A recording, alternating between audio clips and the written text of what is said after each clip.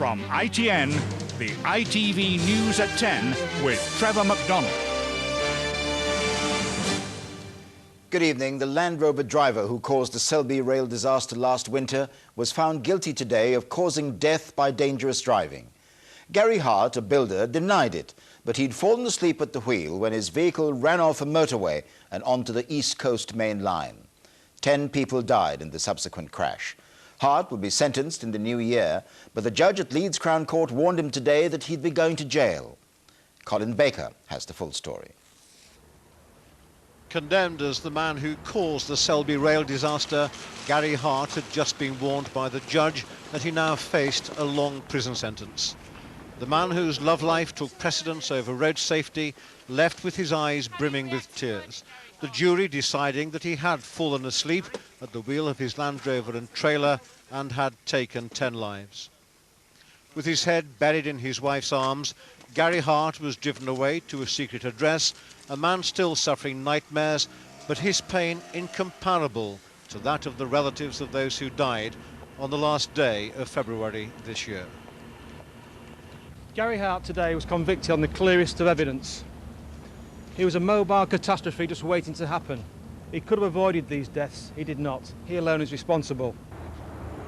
Hart drifted off the M62 and down this embankment. The court and the relatives heard his desperate plea for help in a 999 call. Hello, calling through to the police. Hello, I've had an accident on the M62. I've gone off the road. Gone down an embankment. I'm on a railway line.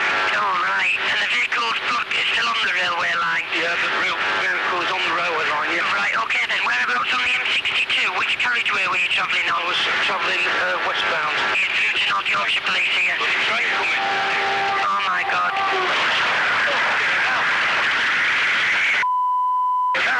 Hello? The train just gone straight through the front of your Land Rover. Right. No, Christ. Is the train still on the track? Is it carried on going? Still going. For God's sake. Is the car now off the line now? No, the Land Rover's off the line, but there's a car. The car's on the line as well. The car's still on the line? I had a Land Rover with a trailer, with a car on the trailer, and they're both on the railway line. Listening to that evidence was difficult for the relatives, who after the verdicts gathered at a nearby church. For them, there was no sense of victory, no triumph, just the wish to rebuild shattered lives. I'm Mary Dunn. My husband Steve was driving the coal train on the 28th of February. I'm just relieved it's all over. And I just want myself and the boys to be able to get on with life from now on. Tomorrow, which would have been Steve's 40th birthday, is the beginning of our new start, and I just want us to be left to do that. These security camera pictures were the last taken of the GNER express train as it left York Station that morning. The police reconstruction of Gary Hart's journey was unable to match Hart's time, even with an escort. Hart was the fastest. The two trains, the Land Rover and trailer, all met here, near the village of Great Heck. The court was told it was a unique combination of circumstances. 10 passengers and rail staff lost their lives here. The Land Rover and scene was minutely examined. Police investigators couldn't find any fault which could have made it leave the motorway. Hart had claimed he'd lost control after hearing a bang, but when police checked his phone calls for that night, they'd found he'd spent most of it on the phone talking to a new girlfriend. He'd left for work without having any sleep. Later he claimed he was the sort of man who didn't need much sleep. One day next month, almost a year on from the crash, Gary Hart will come back to this Crown Court to be sentenced. Mr. Justice Mackay has already told him that he faces a substantial period of imprisonment. Colin Baker, ITN, Leeds. The case is a warning to every motorist that driving without enough sleep can amount to criminal negligence. It's as dangerous, police said today, as drink driving. But where's the line between sleepy and dangerously, culpably tired? Here's Lawrence McGinty. You can feel yourself dropping off at the wheel. You take a chance and keep on driving.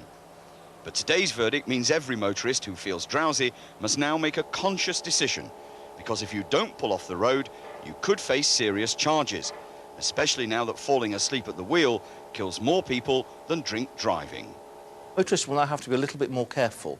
The law was already there to give some protection to victims in these circumstances, but now it'll encourage the police and the prosecution to go backwards, to look, well, an accident's happened, let's look further back than we might normally do, a day, even a couple of days, to see if that contributed, the behaviour of the driver made a contribution to the accident, and that's new. Sleep research around the country has shown that drowsiness is most dangerous for motorists early in the morning, the time when the Selby accident happened. Researchers here say there are two factors that affect alertness. One, fairly obviously, is how long you've been without sleep. The other is where you are in a daily rhythm. The worst possible scenario is to have been without sleep for 24 hours very early in the morning. Gary Hart had only an hour's sleep in 24 hours. Experts say his mental processes would have been at their lowest point. The brain's frontal lobes would have been particularly affected. That causes memory loss and slower reaction times. Most significantly, sleep deprivation may have triggered attention lapses in his brain, or short micro-sleeps. In other words, Hart just nodded off. The Selby crash has focused new attention on the dangers of drivers falling asleep. There is the equivalent of a Selby rail crash every week on Britain's roads, and that is a travesty. And it's a cause of death on the roads that has been wildly underestimated in the past. Perhaps today's verdict will convince people driving while drowsy is just as irresponsible as drink driving. Lawrence McGinty, ITN. The Pentagon released a chilling videotape today which appears to prove beyond doubt that Osama bin Laden and his al-Qaeda group were responsible for the September 11 attacks on America. The tape, shot and found in Afghanistan, shows bin Laden gloating about the number killed. As our Washington correspondent Robert Moore reports, Americans have been watching the tape with shock and disgust. Make no mistake about it, this is the smoking gun. Across the country, Americans watch television to see the videotape, widely described as the key evidence that links bin Laden directly with the attacks on New York and Washington. He is seen warmly greeting a guest, believed to be a Saudi. This tape has been in American hands for over 2 weeks, discovered in a home in Jalalabad. The focus of interest is on the soundtrack. Muffled words, worked on by translators in Washington, that appear to show bin Laden knew all about the attacks well before they happened. Osama bin Laden at this point tells his guest, "We had notification since the previous Thursday that the event would take place that day. We'd finished work that day and had the radio on." Referring to his supporters, he added, "They were overjoyed when the first plane hit the building, so I said to them, be patient." The difference between the first and the second plane hitting the towers was 20 minutes. President Bush, who viewed the video when it was first discovered, says it provided a chilling glimpse of his enemy. Not only is he guilty of incredible murder, he has no conscience and no soul, that he represents the worst of civilization. Another key portion of the video is when bin Laden, with hand gestures, mimics the impact of the planes on the towers. He then says, "We calculated in advance the number of casualties from the enemy who would be killed based on the position of the tower. We calculated the floors that would be hit would be 3 or 4 floors. I was the most optimistic of them all." Bin Laden goes on to explain that he never expected the entire buildings to collapse. Even with his training as an engineer, he says he believed only the upper floors would be destroyed. For much of the tape, bin Laden and his guest are smiling, sometimes laughing, and praising God as they discuss events. He then reveals that many of the hijackers had no idea of the details of their mission. Bin Laden says, "The brothers who conducted the operation, all they knew was that they have a martyrdom operation. And we asked each of them to go to America, but they didn't know anything about the operation, not even one letter. But they were trained, and we did not reveal the operation to them until they're there and just before they boarded." While Americans digest the tape, on the battlefield of South Afghanistan, the hunt for bin Laden has reached a new intensity, even though the Pentagon admits it has no news of his precise whereabouts. We think he's in Afghanistan. We are chasing him. He is hiding. He does not want us to know where he is. We are asking everyone we can to help. People are providing lots of scraps of information. The White House regards the videotape as an important weapon in the information war that is running in parallel with the military campaign. But as long as the al-Qaeda leadership is on the loose, President Bush knows that America is a long way from victory. Robert Moore, ITN, Washington. As Robert Moore said, in Afghanistan, the hunt for bin Laden and his al-Qaeda fighters is intensifying, spearheaded by US Marines. They're based at Camp Rhino, southwest of the newly liberated city of Kandahar. Our correspondent Mark Austin is the only British television journalist with them, and earlier tonight I asked him what the Marines were doing to try to find bin Laden. Well, first of all, Trevor, I should tell you we're having to report from inside one of the few buildings at this remote desert airstrip because we're not allowed to use lights outside for security reasons.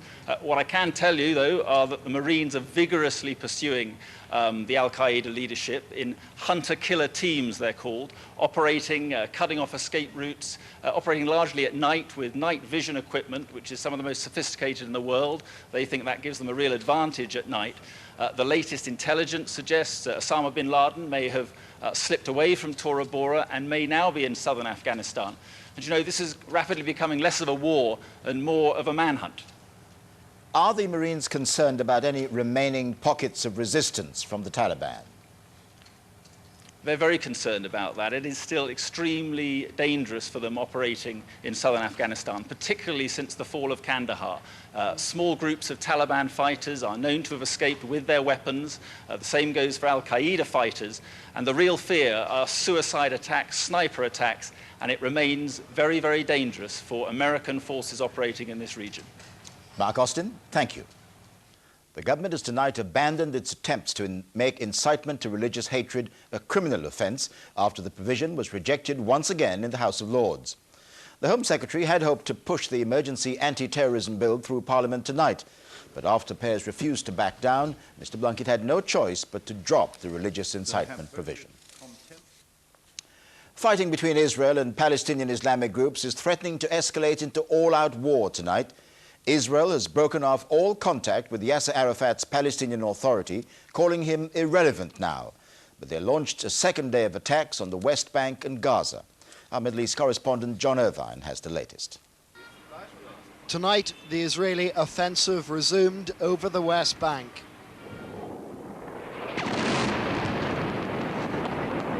Helicopters fired several missiles, and among the buildings hit was a police station close to the compound where Yasser Arafat remains confined. The Israelis have undermined Yasser Arafat still further. These Israeli bulldozers are deep inside the supposedly Palestinian-ruled town of Ramallah. Protected by an armoured invasion force,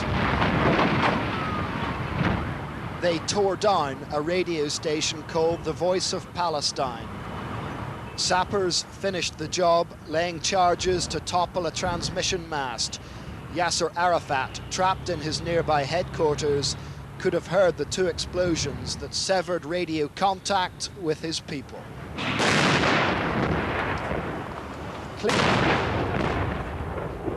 Clearly, the Israelis believe they are involved in a propaganda war. They accuse Palestinian broadcasters of inciting violence, and they've chosen to close this one down. The trigger for the Israeli offensive was a massacre on the West Bank. Funerals took place today for 10 Israelis shot dead when Hamas gunmen ambushed a bus. Tonight, Israeli tanks are within 200 yards of Yasser Arafat's refuge in the heart of what was his realm. The Israelis, it seems, are redrawing the map. John Irvine, ITN, on the West Bank. The threat of all-out war in the Middle East.